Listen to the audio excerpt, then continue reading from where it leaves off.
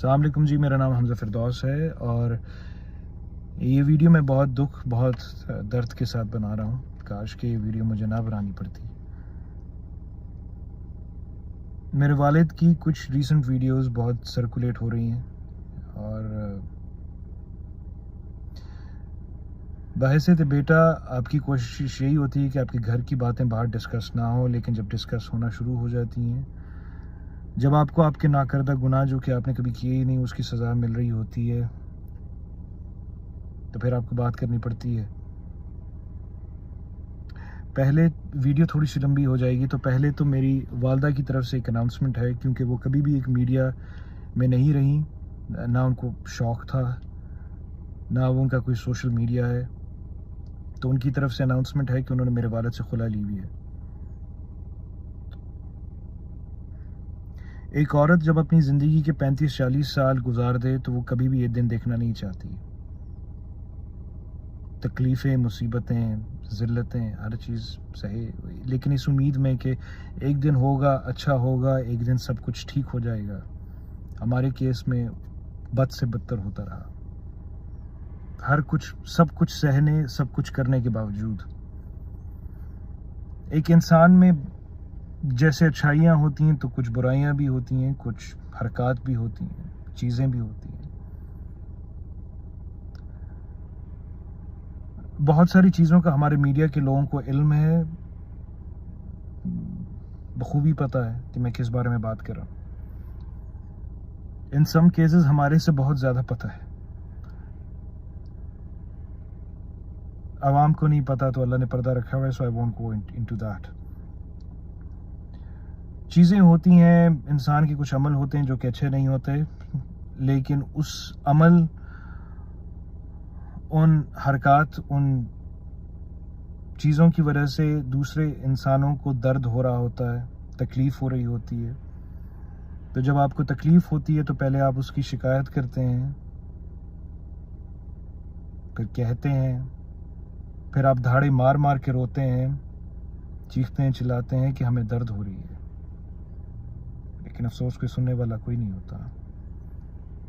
फिर उस दर्द की शिकायत आप उसके इर्द गिर्द के लोगों से करते हैं। हमारे केस में मेरे वालिद के भाइयों से की, बहनों से की, हर कुछ, सब कुछ जानते बूझते हुए भी उन्होंने हर उस गलत चीज़ पर स्टैंड लिया और बाकायदा हमारे ख़िलाफ़ एक मुहिम करना शुरू कर दी कि आप गलतियों पर बात क्यों कर रहे हो, गलतियों पे बात क्यों कर रहे हो, उन चीज़ों पे, उन अमाल पे, उन हरकतों पे बात क्यों कर रहे हो। जब इनको कैंसर हुआ, वो बहुत तकलीफ़देह अमल था। जब इनको कैंसर हुआ, ऑब्वियसली कैंसर का इलाज पाकिस्तान में बहुत मुश्किल है, बहुत महंगा है। कोई भी इलाज मुश्किल है, महंगा है। आपको दवाई तक मुफ्त नहीं मिलती। तो किसी बेटे ने तो उसके पैसे दिए होंगे। अगर कोई नहीं मानता तो मैं उसकी बैंक की जो रिसीट्स हैं तो वो मैं भेज देता हूँ, दिखा देता हूँ, शेयर कर देता हूँ। कहना नहीं चाहिए, करना नहीं चाहिए, ये हर बेटा करेगा अपने बाप के लिए, लेकिन क्योंकि वीडियोस में इस तरीके का तासुर बनाया जा रहा है जैसे बच्चों ने हाथ खींच लिया, या बाप का पूरी ज़िंदगी मेहनत करने के बाद बच्चों ने फेंक दिया। तो अगर कैंसर हुआ था तो फिर बच्चों ने पैसे भेजे क्यों? दूसरे बेटे ने हाथ से पकड़ पकड़ के अच्छे से अच्छे डॉक्टर के पास एक से एक अपॉइंटमेंट लेने तक वो क्यों गया? एक बेटी जो है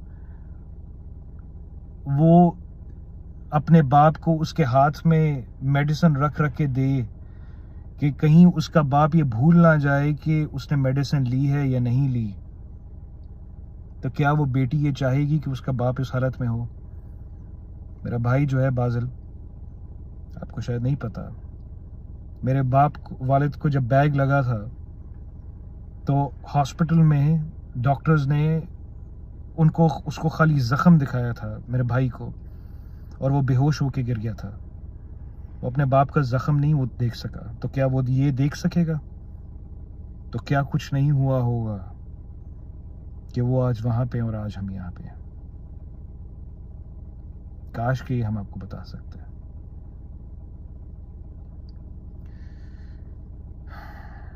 मेरी वालदा ने बहुत कोशिश की, हमने बहुत कोशिश की कि चीज़ें यहाँ तक ना आए। घर की बात, फैमिली की बात घर के अंदर रहे। मेरे वालिद ने पूरी ज़िंदगी अपनी टर्म्स पे गुजारी है। वो आज भी यही कहते हैं कि मैं अपनी टर्म्स पे गुजार रहा हूँ। तो उनके पास पैसे थे जब वो गए थे, जब उनके पास पैसे हैं अभी, तो उन्होंने उस जगह का इंतखाब क्यों किया? इस बात का जवाब उनके पास भी है, इस बात का जवाब हमारे पास भी है। लाहौर में बहुत अच्छी अच्छी जगहें हैं, मुनासिब कीमत पे आपको मिल जाती हैं। बुरी जगह क्यों? ऐसी जगह क्यों?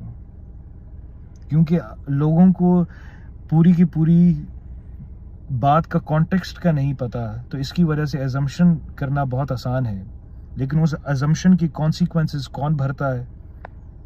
काश कि आपको पता होता। एक शो में बैठ के ये कहना बहुत आसान है कि मेरी शादी गलत जगह पे हुई। एक माँ के लिए बहुत मुश्किल होता है। ये वीडियो बनाने से पहले मेरी माँ ने मुझे बहुत ताकीद की कि ज़रा बेटा ज़रा थोड़ा ध्यान से, क्योंकि उसको पता है एक माँ को घर बनाना होता है, उसको अपनी बेटियों का पता होता है, उसको अपनी बहुओं का पता होता है, बेटों का पता होता है, शौहर का पता होता है, तो कभी भी नहीं चाहती वो। मेरे चचाओं की तरफ से हमें मारने की धमकियां मिली। मैंने 18 साल मेहनत करके घर बनाया, फाइलें ले गए, दिखाई लोगों को कि किसी न किसी तरीके से हम इनको सड़क पे ले आए। नोटिस भेजे पैसों के, हर सब कुछ किया, हम खड़े रहे, उफ तक नहीं की। ये वीडियो मैं अब बना रहा हूं, दरमियान में क्या कुछ नहीं हुआ होगा या आप सोच भी नहीं सकते। सिंपैथी लेनी होती तो वो पहले ले लेते। हर चीज का प्रूफ है, हर बात का प्रूफ है, लेकिन अब और नहीं। वालदा ने बहुत चीजें देख ली पूरी जिंदगी में। अगर आज मैं भी बहैसियत बेटा उनके साथ खड़ा ना हूं, जैसे मैं अपने बाप के साथ पहले भी हुआ था खड़ा, और मैं छोड़कर हर चीज आ गया, और फिर उसके बाद के जो कॉन्सिक्वेंसेस थे मैंने भरे थे। मैं आज भी 16 घंटे काम करता हूँ, हर रोज 7 दिन। मेरा भाई 14-15 घंटे वो दिन में काम करता है, जिम चलाता है, उसके अलावा फिटनेस ट्रेनिंग। उसके बाद एक मेरी बहन ने मेरे साथ मिलकर कंपनी शुरू की। आप मेरे वालिद साहब से किसी दिन पूछिएगा, कुरान पे हलफ लीजिएगा कि क्या मैंने उनको ये नहीं कहा बार बार कि आपको काम करने की जरूरत नहीं, हम करेंगे? ये आप पूछिएगा किसी दिन उनसे। आप मुझे 5-6 साल में कोई एक ड्रामा दिखा दें कि जो कि किया हो, तो ये कैसे चल रहा है Nizam? To reach to a conclusion, कहने को बहुत कुछ है, बोलने को बहुत कुछ है, लेकिन मैं बहुत पर्दों में रह के ये बात कर रहा हूं। माँ ने बहुत मुझे ताकीद की है,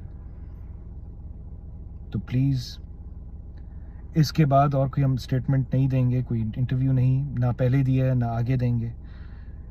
मेरी खाली एक ही गुजारिश आप सबसे होगी कि आप प्लीज़ मेरी वालदा की, मेरी बहनों की, भाभियों की, भाभी की, वाइफ की फ़ोटोज़ इस्तेमाल ना कीजिएगा, क्योंकि वो चीज़ें उनकी इजाज़त के बगैर हैं, अवेलेबल हैं किसी भी आर्टिकल में, किसी भी वीडियो में। प्लीज़ उसको इस्तेमाल ना कीजिएगा। आपके घर में भी बहन बेटियां हैं। ये बात मैं बहुत दर्द के साथ कर रहा हूँ, ये वीडियो मैं बहुत दुख के साथ बना रहा हूँ, और मैं कभी भी मैं नहीं बनाना चाहता था।